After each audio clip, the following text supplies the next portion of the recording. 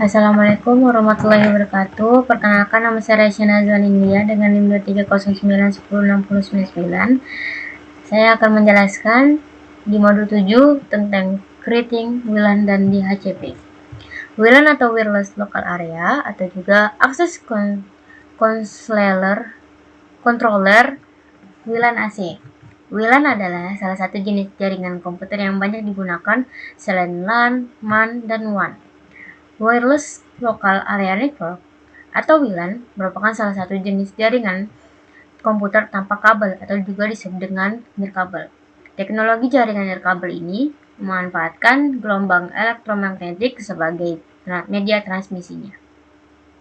Untuk Power over Ethernet atau disebut juga dengan PoE, perintah PoE enable untuk mengaktifkan fungsi PoE pada port. Ketika port mendeteksi powered device atau PD yang terhubung dengannya, maka port tersebut akan menyuplai daya ke PD. Kalau secara defaultnya fungsi PoE diaktifkan, maka perintah ini tidak diperlukan lagi atau disediakan hanya untuk tujuan demonstrasi. Contohnya, kita mengaktifkan port S3 dan S4 yang terhubung ke APS menggunakan jalur GE004. Maka kita masuk dulu ke INTG 004, lalu kita ketikkan PoE enable di tiap masing-masing S3 dan S4-nya.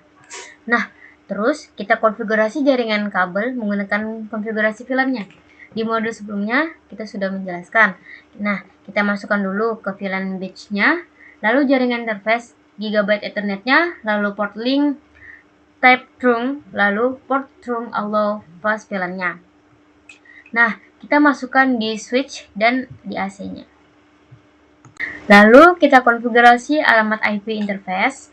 Kita masukkan interface VLAN if, lalu IP address-nya. Nah, ini gateway untuk STAS-nya. DHCP atau disebut juga dengan Dynamic Host Configuration Protocol. Secara dinamis, mengkonfigurasi dan mengelola alamat IP host secara seragam. Penyebaran dan peluasan secara skala jaringan. Bahkan untuk jaringan kecil juga. DHCP didefinisikan dalam RFC 2131 dan menggunakan mode komunikasi klien atau server.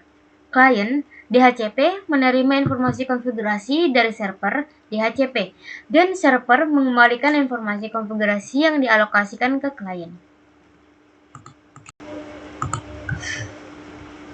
DHCP mendukung alokasi alamat IP dinamis dan statis. Yang pertama, Dynamic Allocation. DHCP mengalokasikan alamat IP dengan masa berlaku terbatas, dikenal sebagai sewa, kepada klien. Mekanisme ini berlaku untuk skenario di mana host mengakses jaringan untuk sementara dan jumlah alamat IP idle kurang dari jumlah total host. Nah, yang kedua, Static Allocation. DHCP mengalokasikan alamat IP tetap untuk klien, seperti yang dikonfigurasi. Dibandingkan dengan konfigurasi alamat IP manual, alokasi statik DHCP mencegah kesalahan konfigurasi manual dan memungkinkan pemeliharaan dan manajemen terpadu. Nah, untuk mengkonfigurasi DHCP, kita ketikkan DHCP enable. Lalu IP pool STA. Lalu kita ketikkan network IP dan mask-nya. Habis itu kita ketikkan gateway list, lalu IP-nya. Setelah itu kita quit. Nah, baru kita masuk ke interface VLAN if. Lalu kita ketikkan DHCP/global. Nah, itu untuk switch. Misalnya kita di S1 adalah server DHCP untuk STAS-nya. Lalu kita masukkan juga di AC-nya. Kita ketikkan DHCP enable, lalu IP pool app-nya, AP, lalu network IP dan mask-nya, lalu gateway list IP, terus kita quitkan. Nah, terus kita masuk lagi ke interface VLAN if-nya. Lalu kita ketikkan DHCP/global. Nah, AC ini itu berfungsi sebagai server DHCP untuk APS-nya. Terus kita buat profil domain regulasi dan atur kode negara AC di profil. Yang pertama, profil domain regulasi menyediakan konfigurasi kode country. channel kalibrasi dan bandwidth kalibrasi untuk AP. Yang kedua, profil domain regulasi default diberi nama sebagai default. Oleh karena itu, profil default ditampilkan. Nah, kita masukkan ke AC, mengetikkan VLAN, lalu tab. Terus kita ketikkan regulatory domain profile name default, lalu kita tab, terus kita ketikkan lagi country kode CN. Nah, kode negara mengidentifikasi negara tempat AP dikerahkan. Setiap negara memerlukan atribut radio AP yang berbeda, termasuk transmit power dan supported channel. Konfigurasi kode negara yang benar memastikan bahwa atribut radio titik akses memenuhi undang-undang dan peraturan setempat. Cara default, kode negara CN dikonfigurasi, mengikat profil domain regulasi ke grup AP. Caranya kita ketikkan VLAN lalu AP group name, AP group 1. Lalu regulatory domain profile default. Perintah regulatory domain profile dalam tampilan grup AP mengikat profil domain regulasi ke AP atau grup AP. Secara default, profil domain regulasi default terikat pada grup AP, namun tidak ada profil domain regulasi yang terikat pada AP. Di profil domain regulasi, default kode negaranya adalah CN. Oleh karena itu, calibration channel 2,4 GHz mencakup channel 1, 6, dan 11, dan 5. Calibration channel GHz mencakup saluran 149, 153, 157, 161, 165. Oleh karena itu, langkah ini dan langkah selanjutnya dapat dilewati. Nah, kita menentukan interface sumber pada AC untuk membuat control dan provisioning of wireless access point atau bisa disebut dengan CAP-WAP tunnels. Kita masukkan ke AC dulu, lalu kita ketikkan CAP-WAP source interface VLAN if. Perintah CAP-WAP source interface mengkonfigurasi interface yang digunakan oleh AC untuk menyiapkan CAP-WAP tunnels dengan AP. Nah, untuk impor AP ke AC dan tambahkan AC ke grup AP grup 1 dengan cara 1. Manual konfigurasi. Kita tentukan alamat MAC dan nomor seri SN titik akses pada AC terlebih dahulu. Nah, kita ketikkan ketika AP terhubung dengan AC menemukan bahwa alamat MAC dan SN mereka cocok dengan yang telah dikonfigurasi sebelumnya dan membuat koneksi dengan mereka. Yang kedua, automatic discovery. Ketika mode Authentica AP diatur ke tanpa Authentica. Yang kedua, automatic discovery. Ketika mode Authentica AP diatur ke tanpa autentikasi atau mode autentikasi AP diatur ke autentikasi MAC atau SN dan alamat MAC atau SN dimasukkan dalam waitlist. AC secara otomatis menemukan AP yang terhubung dan membuat koneksi dengannya. Yang ketiga, manual configuration. Konfigurasi. Jika mode autentikasi AP diatur ke autentikasi MAC atau SN dan alamat MAC atau SN dari AP yang terhubung tidak masuk dalam whitelist di AC, maka AC menambahkan AP ke daftar AP yang tidak sah. Kita dapat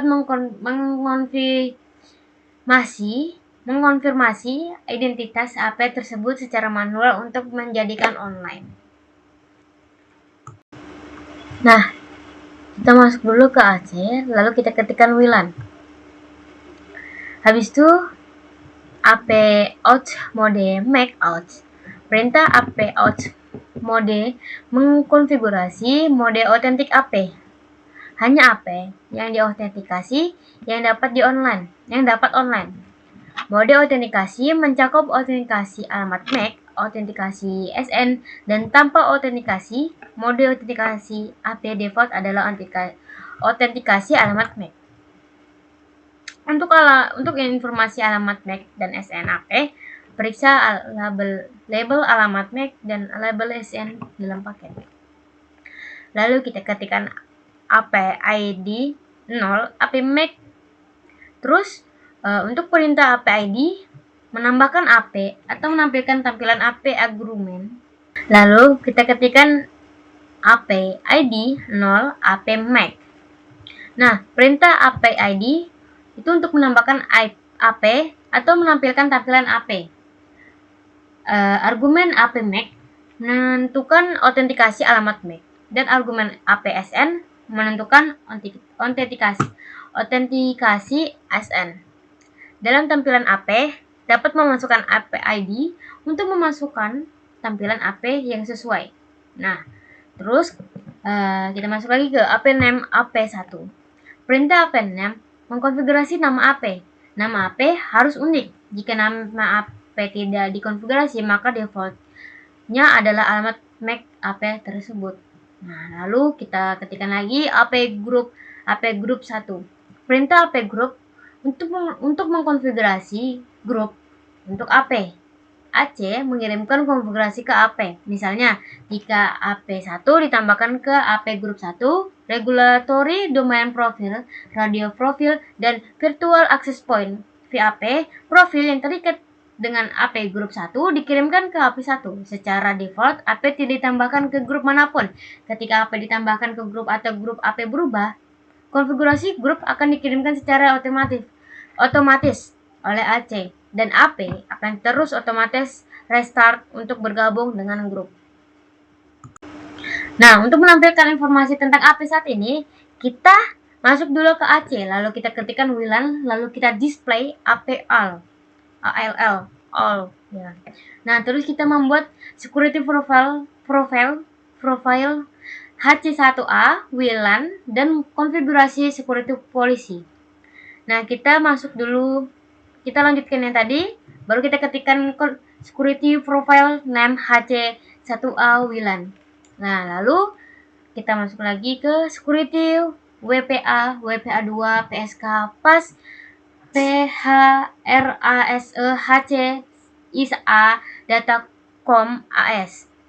Perintah security PSK mengkonfigurasi autentikasi dan encrypt pre-cert key PSK pada WPA atau WPA2. Saat ini WPA dan WPA2 digunakan, terminal pengguna dapat diautentikasi menggunakan WPA atau WPA2. PSK diatur ke HCIA Datacom. Data pengguna di-encrypt menggunakan algoritma encrypt AES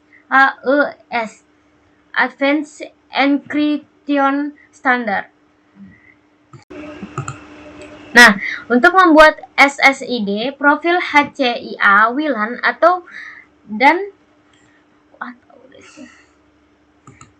untuk membuat SSID profil HCIA WLAN dan atur nama SSID untuk menjadi HCIA WLAN. Nah, kita masuk dulu ke AC, terus kita ketikkan WLAN. Nah, terus itu kita ketikkan lagi SSID profil name HCIA WLAN. Nah, terus kita tap juga kan. Nah, kita masuk lagi ke SSID HCIA WLAN.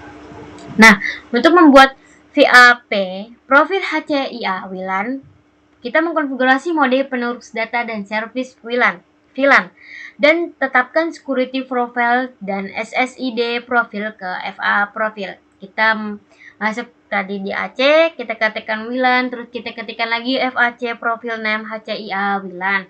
Nah, perintah VAP profil membuat profil VAP. Kita dapat mengkonfigurasi mode penerus data dalam VAP profil dan mengikat SSID profil, security profil, dan traffic profile ke FAP profil.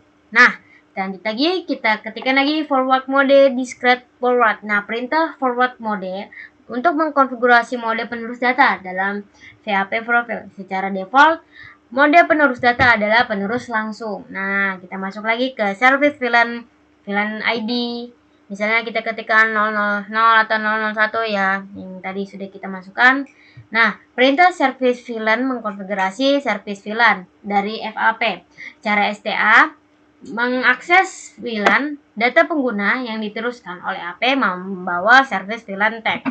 Nah, kita masuk lagi ke kita ketikkan lagi security profile HCIA VLAN. Nah, kita ketikkan lagi SSID profil HCIA VLAN. Nah, done. Nah, untuk mengikat VAP profil ke grup AP dan menerapkan konfigurasi di FAP profil HCIA WLAN ke radio 0 dan radio 1 dari AP dalam grup AP. Nah, kita masuk dulu ke AC, baru kita ketikkan WLAN. Nah, habis itu kita ketikkan lagi AP group name AP group 1. Habis itu kita ketikkan lagi FAP profil HCIA WLAN 1 radio all. Nah, perintah FAP profile mengikat VAP profile ke radio. Setelah perintah ini dijalankan, semua konfigurasi dalam VAP, termasuk konfigurasi dalam profil yang terikat pada FAP, dikirimkan ke radio AP.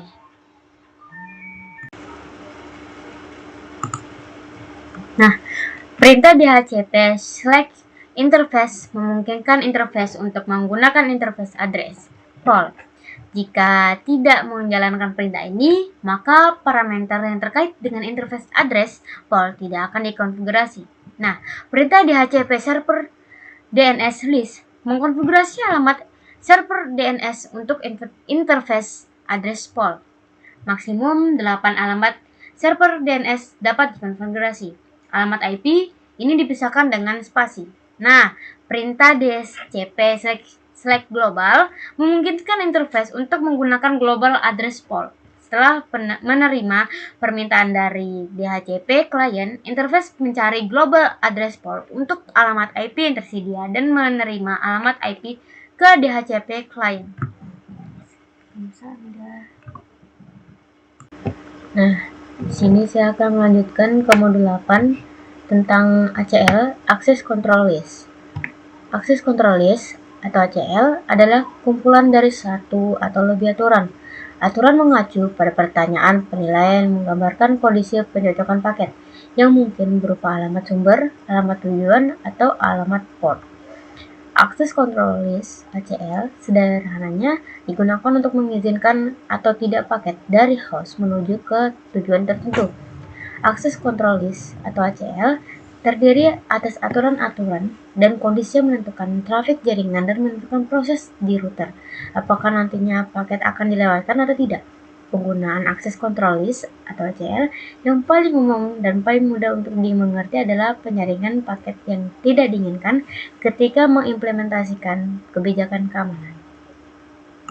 Nah, untuk langkah pertama, prosedur konfigurasi. Kita mengkonfigurasi alamat IP, misalnya kita konfigurasi alamat IP untuk R1, R2, dan R3.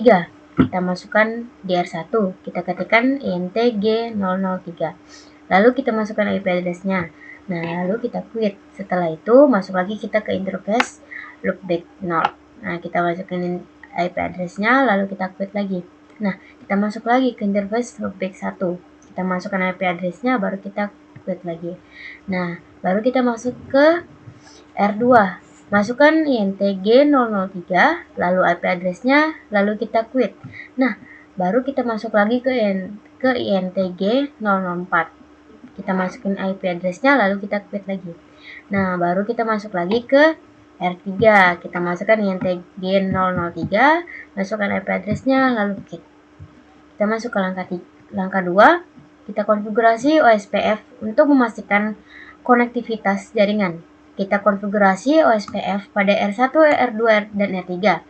Kita tetapkan mereka ke area 0 untuk mengaktifkan konektivitasnya. Kita masuk di R1, kita ketikkan OSPF, baru area 0, baru kita masukkan network, lalu kita ketikkan 0.1.1.1 spasi 0.0.0.0.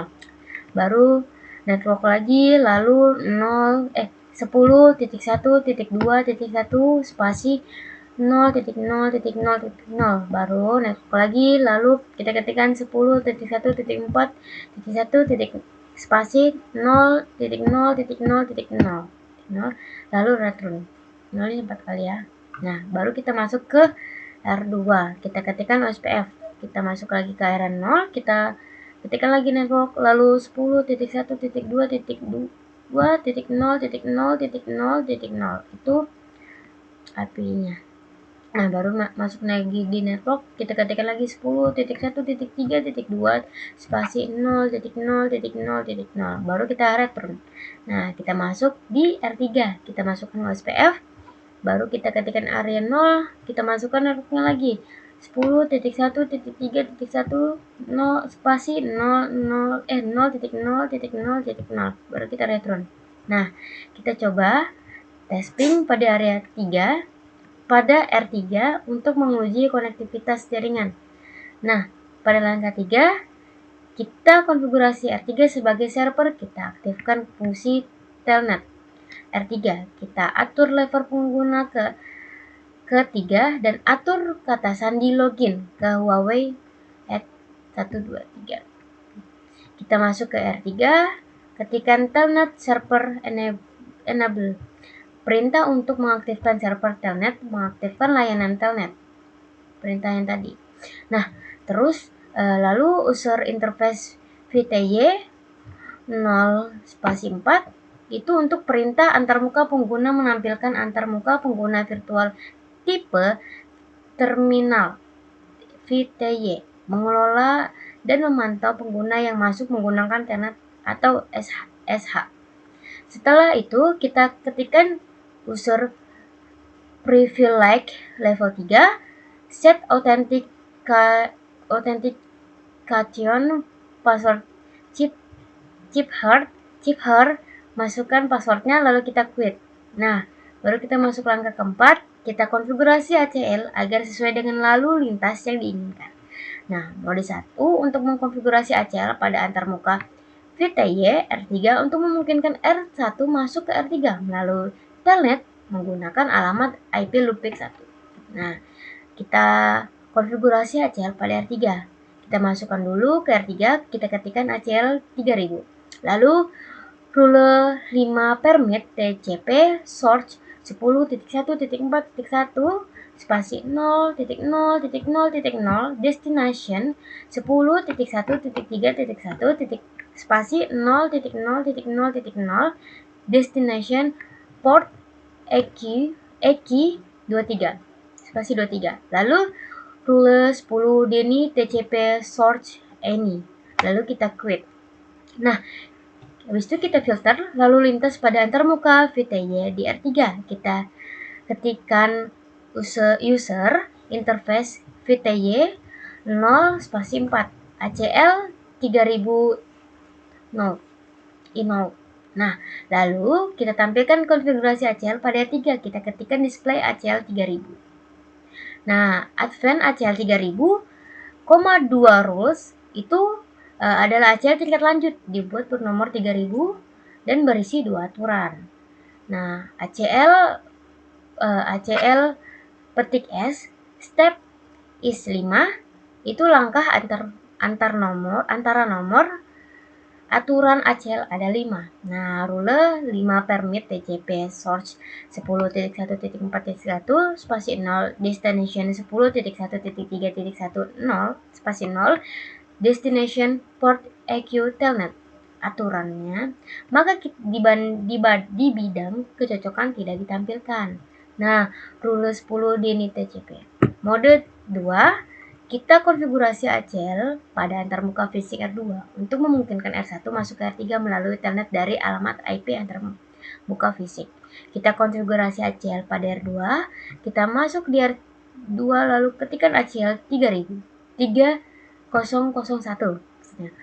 Nah, lalu rule 5 permit TCP source 10.1.4.1 spasi 0 destination 10.1.3.1 spasi 0 destination port EQ spasi 23. Lalu rule 10 DNI TCP source ANI. Lalu kita quit. Nah, filter lalu lintas pada GE003 dari R3, kita ketikkan INT G003 lalu kita traffic filter interbund ACL 3001. Nah, habis itu kita tampilkan konfigurasi ACL pada R2. Kita ketikkan display ACL 3001. Kita masuk ke verifikasi. Kita uji akses telnet dan verifikasi konfigurasi ACL. Pada R1, telnet ke server dengan alat IP sumber 10.1.1.1 yang ditentukan. Kita masuk ke R1. Kita tuliskan telnet min A 10.1.1.1 spasi 10.1.3.3. Perintah telnet memungkinkan pengguna menggunakan protokol telnet untuk login ke protokol lain perangkat. Nah, untuk min A, search IP address memungkinkan alamat IP sumber pengguna dapat berkomunikasi dengan server dari alamat IP yang ditentukan. Sekian, terima kasih. Assalamualaikum warahmatullahi wabarakatuh.